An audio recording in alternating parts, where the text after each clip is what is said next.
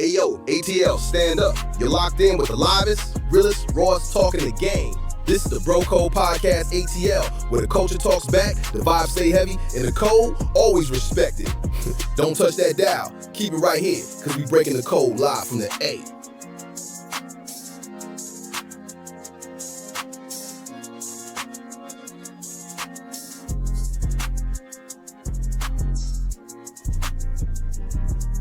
Welcome to the Code Podcast. Join Kennedy Lucas, Terry Lester, and Jackson Smith as they break down the biggest plays, share locker room banter, and keep it 100 on sports hot takes. Gear up, because this is where the real talk begins.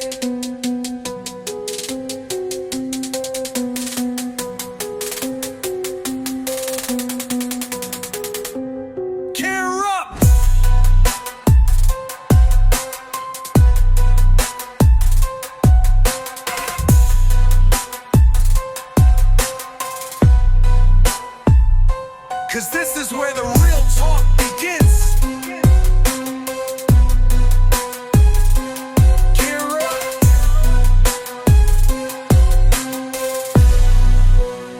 Cause this is where the real talk begins. Gear up. Hello everyone and welcome back to the Code Podcast ATL. My name is Eddie Berto and today is a special episode as I am officially part of the show. I will forever be grateful to the team and Kennedy for giving me the chance and a platform to share my voice in the world of sports. Now here's the latest in sports. After meeting in last year's WNBA Finals, the Minnesota Lynx and New York Liberty didn't play again until 2.5 months into the 2025 season. Now they've played 4 games in a 3-week span, wrapping up their regular season series Tuesday with an 85-75 Liberty victory after 3 Lynx wins. What did we learn from this marquee matchup? New York coach Sandy Brondello said Tuesday she wasn't thinking too much about the playoffs or what it would be like to potentially face Minnesota again in the postseason, but she added of the first-place Lynx, the closer you play them to the end of the year, I think that helps. The Liberty 22-13 still have 9 games left in the regular season and are trying to secure a second-place finish behind the 28-6 Lynx, who've been parked atop the standings for much of the season. It's nice to finally get a win against them. The playoffs is another story, Brondello said. I'm glad we're past them now. We're focused on the next 9 games. It's all about focusing on us and getting as high a position as we can in the standings. While many might have preferred the series to be spread out during the regular season, the fact that their 4 games were played so close together and nearer to the postseason gives us an idea of what another Minnesota-New York showdown might look like. It also allows us to see more about where these teams stand with the playoffs, which open September 14, less than 4 weeks away. For all of New York's talent, the 6'6" Jones is the team's biggest matchup advantage against an undersized Minnesota frontcourt. Jones averaged 17.8 points on 56% shooting in last year's finals, earning series MVP honors. Although Jones had been similarly efficient against the Lynx through the first 3 matchups, shooting 64% from the field, best against any opponent she has faced more than once this season. She has yet to match her average from the 2024 finals, topping out at 17 points Saturday. That changed Tuesday when Jones scored a game-high 22 points on 7 of 10 shooting, plus 10 rebounds for her 100th career WNBA double-double. She's the 7th player to reach the mark, per ESPN research, which notes that the Liberty are unbeaten all time, 32-0, in Jones's regular season double-doubles. Sandy is standing are 5 miles allergist. Intriguingly, Jones did much of her scoring damage on the perimeter. 5 of her 7 field goals came outside the paint, including a trio of 3-pointers. But Jones's 8 defensive rebounds helped New York play relatively even on the glass, which had been an advantage for Minnesota in the first 3 matchups. It's a pretty important season for many NFL quarterbacks and their respective teams. No matter how the 2025 offseason or preseason has gone, a good chunk of the league is dealing with at least some level of short and or long-term uncertainty at the most important position. Every year at this time, we like to take a look beyond the upcoming season and into the next offseason. projecting which teams might or might not still have QB questions. Then we predict what they might be in position to do about those questions. We try to lock in on ones with legit questions about how this season could shake out, and we try to stay away from ones where the contract situation offers at least some certainty. For example, this might feel like an important year for Trevor Lawrence in Jacksonville.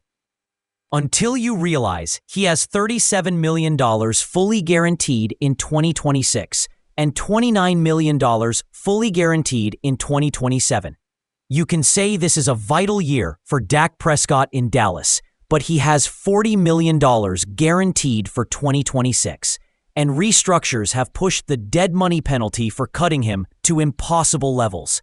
And the Bears, Vikings, and Falcons are still too early in the process to be giving up on the guys they picked in the first round last year. On the flip side, the Ravens likely have to do something with Lamar Jackson's contract soon, since his cap number for 2026 jumps to $74.5 million. Jackson's last negotiation was contentious, so it's possible there could be some uncertainty around this situation in the next year or so. But other than the rising cap hit, which can be addressed by extending him, there's no reason to think the Ravens are looking to move on anytime soon. So Baltimore didn't make the cut here either.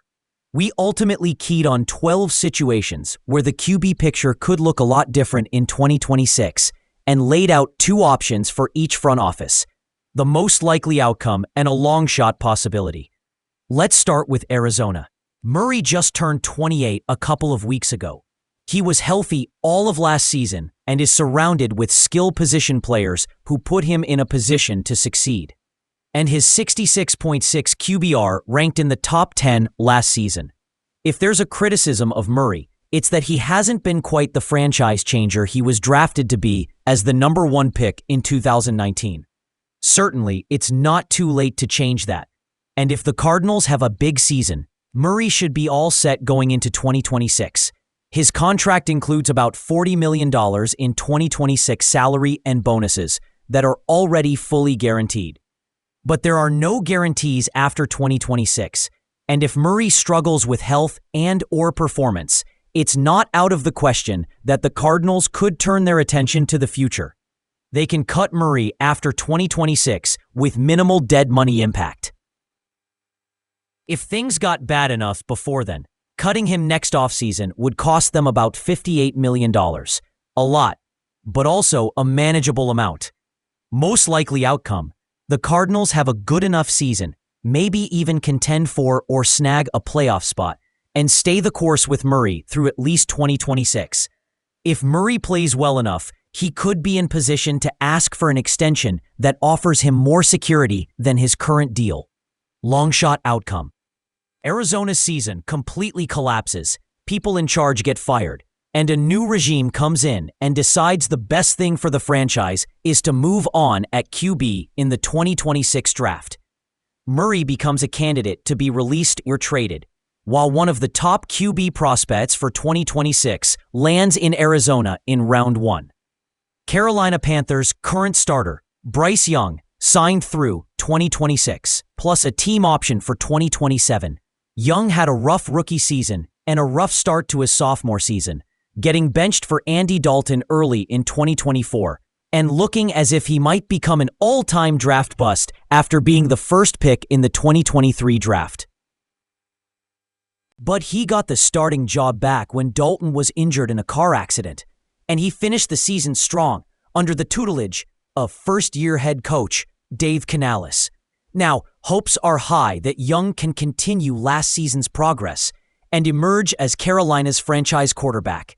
His contract is fully guaranteed and pays him a total of about $10.2 million over the next 2 years. Next May, the Panthers will have to decide whether to pick up his 5th-year option for 2027, which is likely to cost somewhere in the $25 million range. It's a critical year for Young. If he flops and the Panthers don't pick up the option, they'll probably be looking to move on from him as early as next offseason. If he plays well and they do pick up the option, then he has fully guaranteed money in 2027 and probably isn't going anywhere. Most likely outcome, Young builds on the success he had toward the end of the 2024 season. The improving group around him on offense begins to gel. The Panthers pick up the option to give them more time to decide, and Carolina continues to develop Young as its QB of the future. Long shot outcome. The Panthers are the surprise team of the 2025 season. Young plays well enough to make his first Pro Bowl, and Carolina makes the playoffs. In this scenario, not only are the Panthers picking up the option, they're talking extension with Young. Cleveland Browns current starter Joe Flacco signed through 2025. Whoa, boy. This is, without a doubt, the wildest, most unpredictable quarterback situation in the NFL right now, and quite possibly in league history. Flacco will start Week 1 for the Browns. He's 40 years old and helped them get to the playoffs when he came out of what appeared to be retirement late in the 2023 season. He emerged from a 4-man training camp QB competition this year, in large part because everyone else missed time because of injury. Kenny Pickett, the former Steelers first-rounder for whom the Browns traded back in March, might have had a shot to beat out Flacco, but couldn't get on the field enough after a hamstring injury in July. The Browns drafted Dylan Gabriel in the 3rd round and Shedeur Sanders in the 5th round of this year's draft, but both struggled to find first-team reps alongside Flacco and Pickett. By the time Pickett's camp injury could have opened the door, Gabriel and Sanders were dealing with health issues of their own. Any of those three could be the backup to Flacco in Week 1, as could Tyler Huntley if none of those three is ready. And all three could also start at some point this season if Flacco and/or the team struggle. But also don't forget that Deshaun Watson is still signed for 2 more years at a fully guaranteed $46 million per year. Watson doesn't sound likely to play this season as he recovers from an Achilles injury, but you never know. So to recap, that's a 40-year-old former first-round pick and Super Bowl MVP, another former first-round pick who's going into his 4th year in the league and is already on his 3rd team, an undersized left-handed 3rd-round rookie who threw an ugly pick 6 in last weekend's preseason start, a 5th-round rookie who's Deion Sanders' XYZ son, and through no real fault of his own has become one of the most talked-about players in the entire league, the all-time QB contract albatross still hanging over all of it. This is going to be a wild story to follow all season. Most likely outcome, who knows, but there's a really strong chance that Cleveland comes out of 2025 with more questions than answers about all of these guys and uses a 2026 first-round pick to try to get its quarterback situation right once and for all. Remember, the Browns also have the Jaguars' first-round pick next year, giving them the juice to move up for the right QB if desired. Long shot outcome. It turns out Sanders should have been a 1st or 2nd round pick all along. He advances quickly in practice in the early months of the season and finishes as the Browns' starter. Cleveland feels good enough about him that it uses those 2 first-round picks to build around him rather than replace him. Indianapolis Colts, current starter, Daniel Jones, signed through 2025. The Colts drafted Anthony Richardson Sr., 4th in 2023. He has played in just 15 of Indy's 34 games since then, missing time for injuries and performance. Last season, he completed 47.7% of his passes and threw 8 touchdown passes to 12 interceptions. So the Colts signed Jones to compete with Richardson for the starting job this summer. Well, the Colts announced Tuesday that Jones has won the starting job, and coach Shane Steichen insisted it was not just for Week 1, but rather for the whole season. We'll see. Jones has been the more consistent option through camp, but Richardson clearly offers a higher ceiling due to his great size, speed, and arm strength. The problem for the Colts is Richardson hasn't stayed healthy enough for them to see whether he can reach his potential. Some seats are getting hot out there in Indy, and it could be tempting to keep rolling with Jones if he gives the Colts the best chance to win games right away. But the flip side is the team made a heavy investment in Richardson and is in a bad spot long-term if that pick doesn't pan out. Plus, Jones hasn't exactly been the healthiest QB in the league, so there's no guarantee Indianapolis won't have to turn to Richardson at some point. Most likely outcome. Each of these guys starts at least 6 games for the Colts in 2025. Maybe someone else starts one too. The Colts get to the end of the season, still uncertain about Richardson, and face a tough decision on his 5th-year option next May. But Jones moves on, and Indy looks to the draft or free agency for its next answer. It's tough to forecast the path, since a poor season by the Colts could lead to changes among the decision-makers as well as the quarterbacks. But the team would need a long-term solution, so Indy would likely prefer to use the draft to find a new QB. If the Colts needed a veteran placeholder, perhaps they could go for someone like Kirk Cousins, assuming the Falcons let him go this time. Long shot outcome. Jones struggles, opening the door for Richardson to take the job back, and the light goes on. Sure, he's still prone to the occasional brutal mistake, but Richardson makes 3 or 4 dazzling plays with his arm and his legs each week that others just can't make.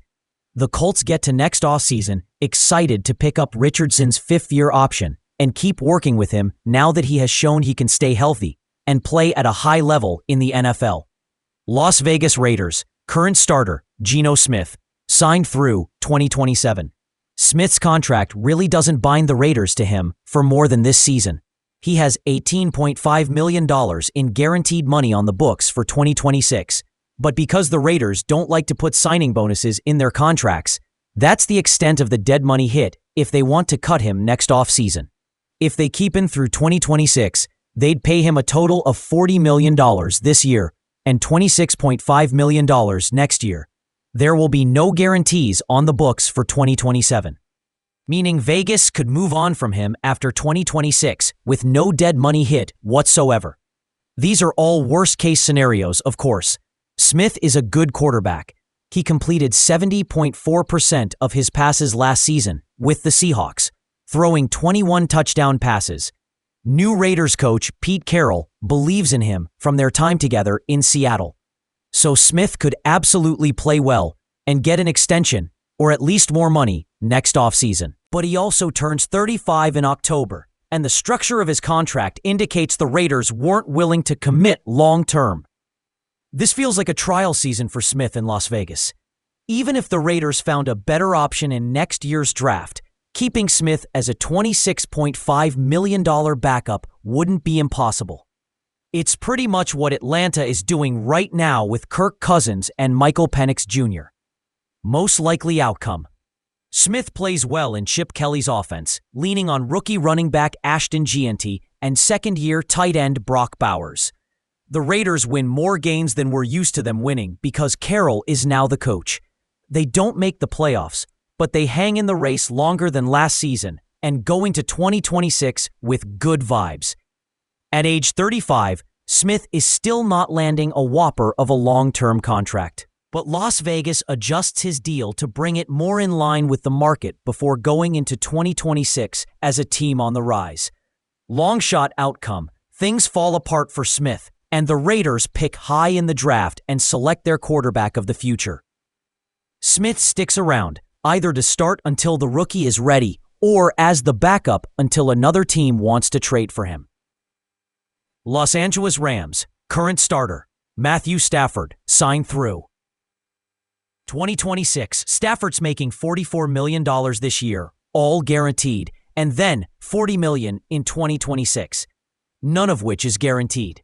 Now he threw for 3,762 yards and 20 TDs last season.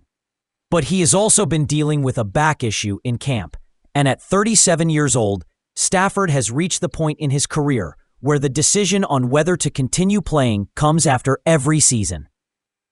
So it's entirely possible this is his final season, though he has indicated no such thing. The Rams had a tough time coming to an agreement with him on this year's contract, even entertaining trade talks before he agreed to his restructured deal in February. So they know this arrangement isn't forever. Their first-round trade with the Falcons in this year's draft leaves them with 2 first-rounders in 2026. So they're positioned to address the quarterback situation that way if they so choose. Most likely outcome, Stafford answers the bell for Week 1 and has his usual strong season. the Rams make the playoffs and win a postseason game or two. Heck, maybe they even get to the Super Bowl and present Stafford with the chance to really go out in style. The dance repeats itself next offseason as he turns 38 in February.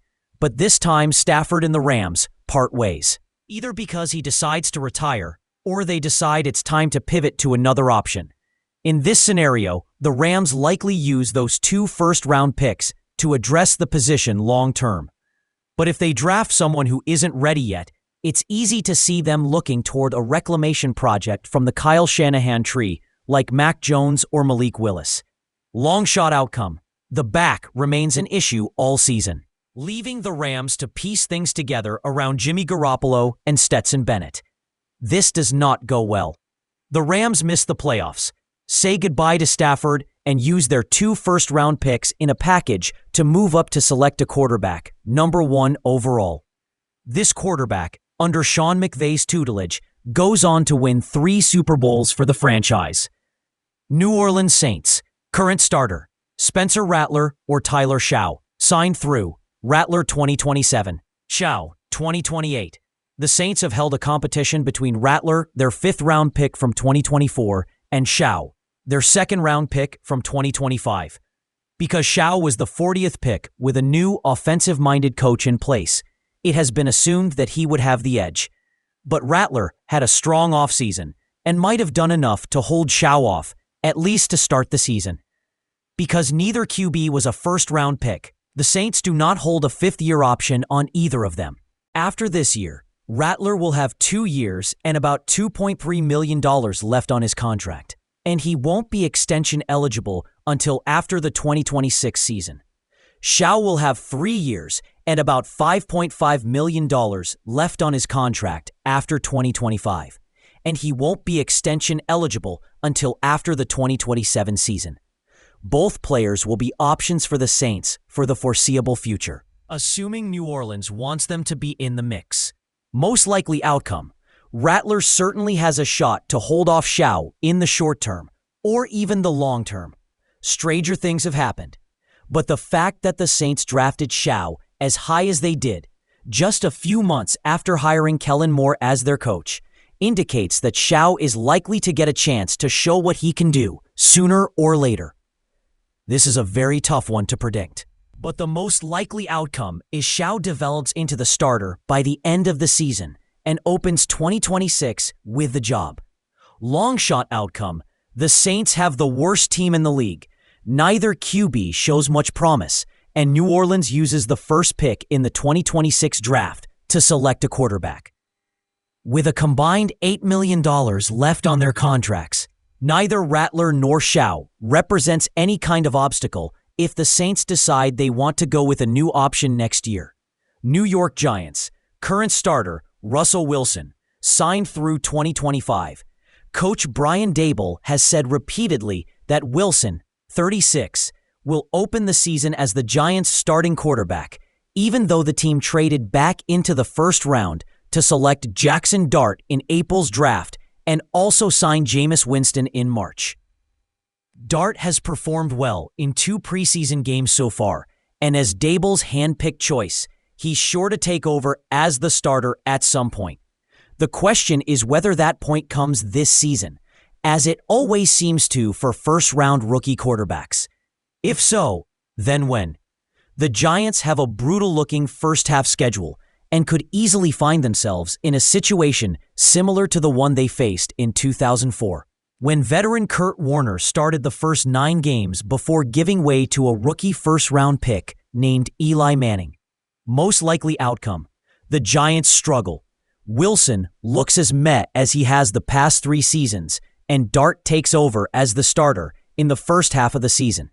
The question turns to whether the Giants can win enough games to convince ownership to stick with Daboll and let him continue to develop Dart in 2026. I say he gets the chance. Long shot outcome. Wilson finds the fountain of youth. Malik Neighbors emerges as a top 3 wide receiver in the league. Andrew Thomas stays healthy at left tackle. The Giants' pass rush fuels one of the league's surprise top defenses, and the Giants pull a few upsets early to stay in contention all season. Wilson has a little nagging injury that leads to Winston starting 2 games somewhere along the way. But Dart rides the bench all season while the vets keep the team in the playoff hunt. Dart gets his chance to start in 2026.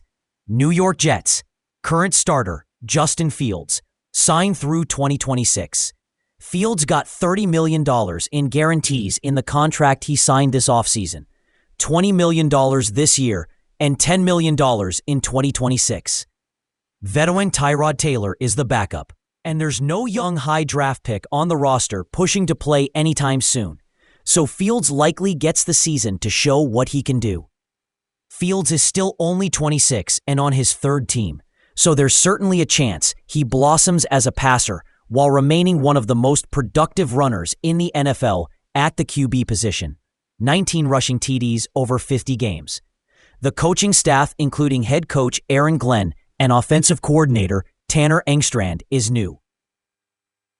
And there could be growing pains all around, so it's fair to imagine the Jets stay patient with Fields, even if he struggles early. If the Jets decide to look elsewhere for a QB solution next offseason, the $10 million guaranteed in 2026 won't prevent them from doing so. Most likely outcome, as he has throughout his career, Fields has his ups and downs, flashing the talent that made him the 11th pick in the 2021 draft. But he continues to struggle with consistency, especially as a passer. The Jets win 6 or 7 games and don't really factor into the playoff race. They keep Fields for 2026, but bring in someone who represents stronger competition than Taylor. Maybe this ends up being Kenny Pickett's next stop. Those first-round picks tend to get a lot of rope in this league.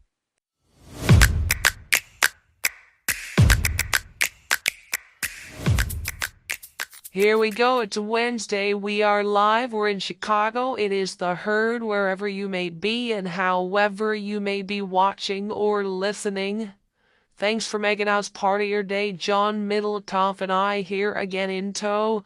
So I sat last night, John, and I watched several episodes of the Jerry Jones Netflix special, the Gambler America's Team.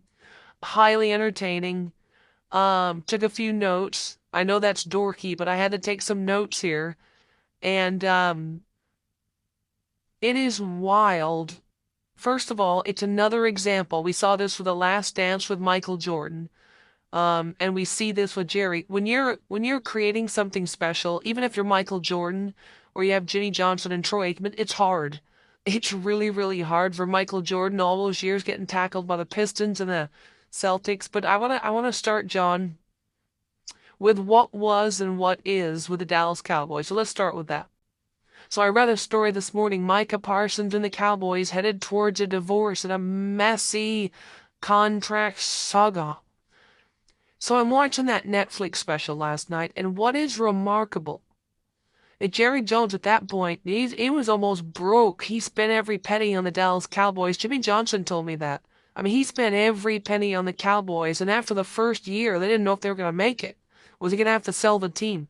But he was so aggressive and so decisive and had such a clear plan, Jerry Jones did, that it all worked. He got Aikman and Jimmy Johnson and Emmitt Smith and Michael Irvin and Dave Wannstedt, and he was patient. And Jerry's still patient, sometimes too much.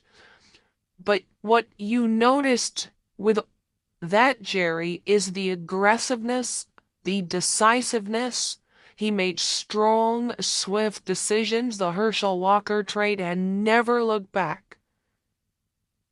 That's not the Cowboys today, where the Dak Prescott or Micah Parsons contracts engulf camp, engulf the team.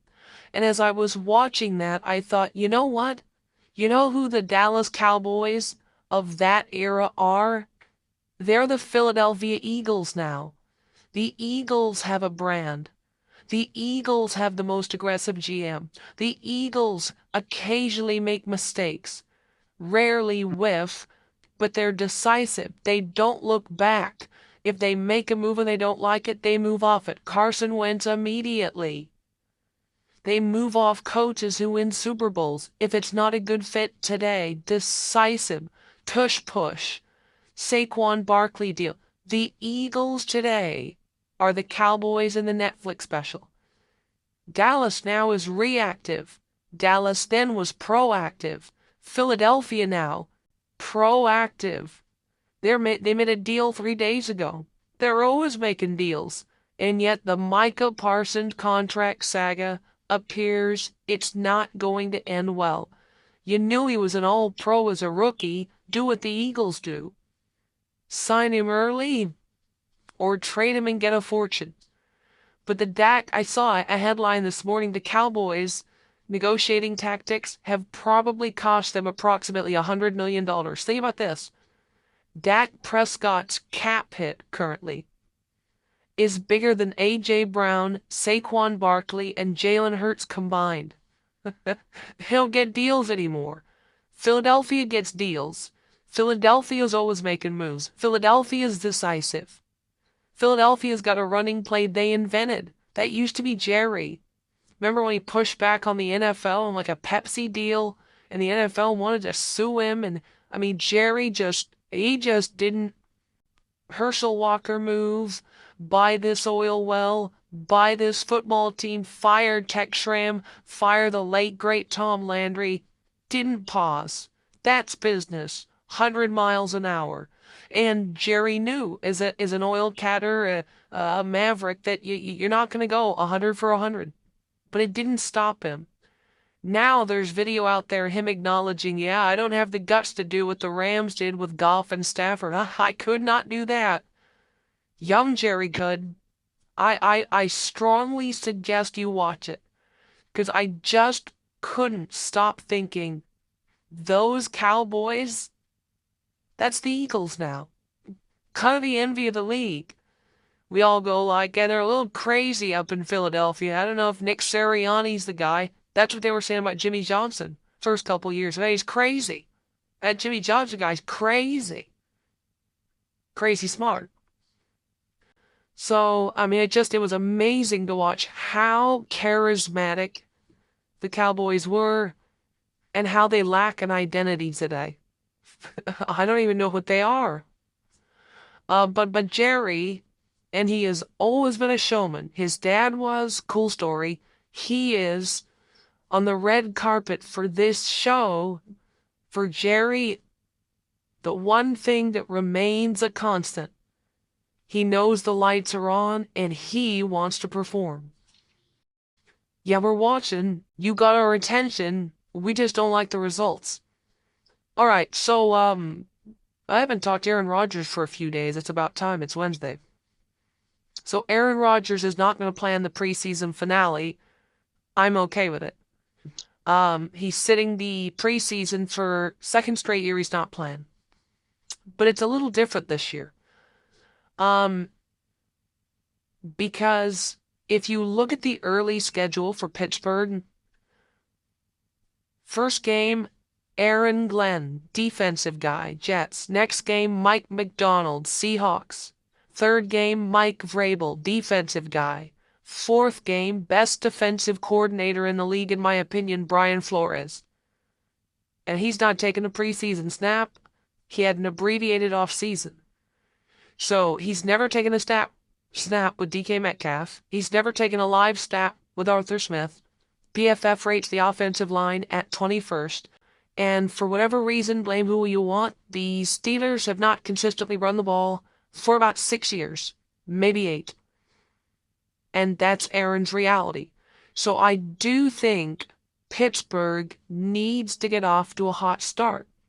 Because in Aaron Rodgers' career, there has always been one statistic. There has always been one statistic that is hard to figure out. Aaron Rodgers has the 6th most quarterback starts of all time. Yet he is tied for 25th in fourth quarter comebacks. Peyton Manning, 43. Marino Elway, in the 30s. He has fewer than Derek Carr, Ryan Tannehill, Andy Dalton. Well, his teams didn't trail a lot. Did Peyton Manning's? Did Marino and Elway's? So why does Aaron need to start quickly? Because I've always used that stat, and it belies what I've always thought to be true. Aaron's personality changes based on the score and his performance in games. One of the things I loved about Peyton Manning, Andrew Luck, Patrick Mahomes, and Tom Brady, they do not give a rip if they've got 2 pick sixes in the first quarter. They'll play their arse off. They are foxhole guys. They are ballers. They don't care. In-game performance does not change their personality. Sometimes I'd watch Andrew Luck or Peyton Manning after a really bad pick, and I'd be like, guys, man, let's scale back a little on the aggressiveness. That's not who Peyton was. That's not who Andrew Luck was. Aaron's different. Aaron gets dark. He gets moody. His demeanor changes. His facial expressions change. He'll throw the ball away. He in-game pouts. That's what describes an otherwise inexplicable stat. 25th all-time in fourth quarter comebacks. He's got the 6 most starts. Is that if Aaron's not playing well, he's trailing late, he kind of bails. And if you look at this schedule is defense, defense, defense, defense, elite defensive coaches, and he's never taken a live snap with DK Metcalf, Arthur Smith. It's not a good old line. So I'm not saying he should play. I don't have a problem with him not playing. But I didn't love the abbreviated off season. And I don't love at 41 years old. He no longer has the talent to bulldoze mediocre teammates. And Pittsburgh offensively has got some mediocre guys. So Mike Tomlin says he's totally comfortable with Aaron Rodgers not taking a snap in the preseason.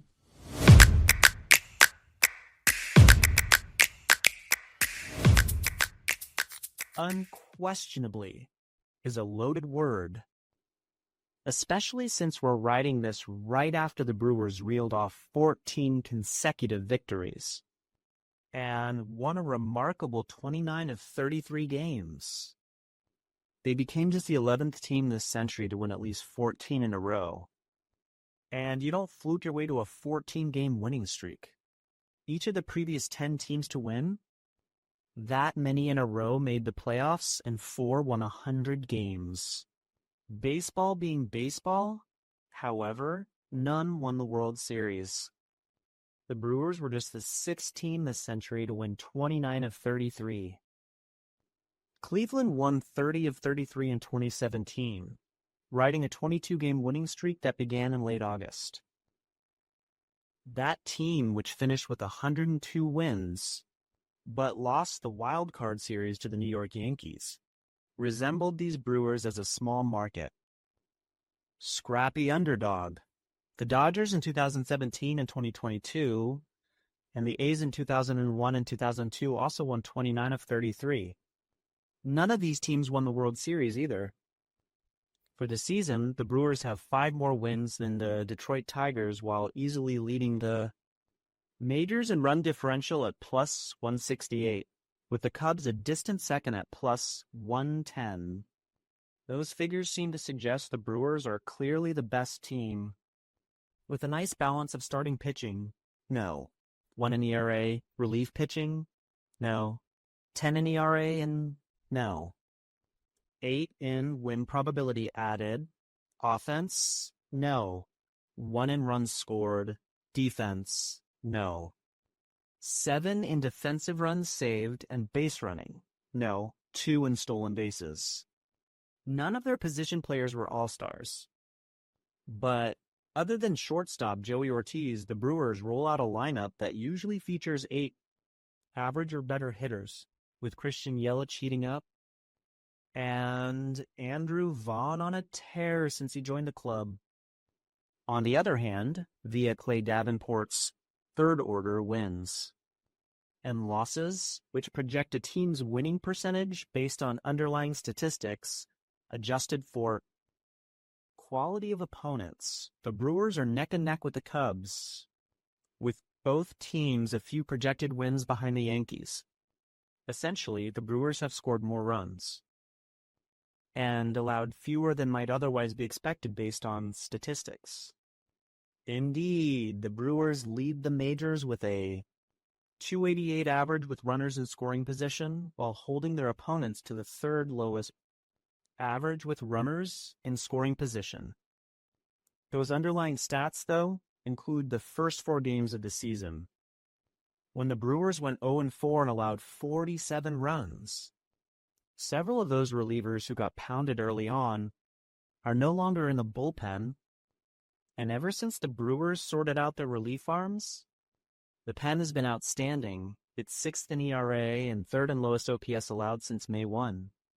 Then factor in that the Brewers now have Brandon Woodruff and Jacob Misiorowski in the rotation, although Misiorowski struggled in his last start following a 2-week stint on the injured list. The Brewers are also the best base running team in the majors, which leads to a few extra runs above expectation. Verdict, not an overreaction. The Brewers look like the most well-rounded team in the majors, particularly if Yelich and Vaughn keep providing power in the middle of the order. They have played well against good teams. 6-0 against the Dodgers, 3-0 against the Phillies and Boston Red Sox, 4-2 against the New York Mets, and 7-3 against the Cincinnati Reds. They're 5-4 against the Cubs with 4 games left in the 5-game series. None of this guarantees a World Series, but they're on pace to win 100 games because they are the best team going right now. Hey yo, ATL, stand up. You're locked in with the livest, realest, rawest talking the game. This is the Code Podcast ATL, where the culture talks back, the vibes stay heavy, and the code always respected. Don't touch that dial. Keep it right here, because we breaking the code live from the A.